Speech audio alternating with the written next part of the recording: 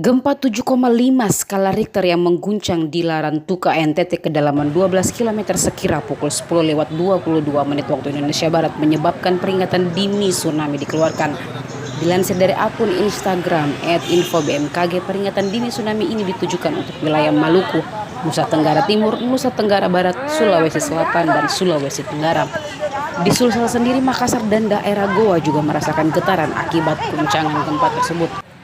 Dalam video yang diterima Tribun Timur, tampak warga berhamburan keluar dari gedung Hotel Santika dan Golden Tulip yang ada di Jalan Sultan Hasanuddin Makassar.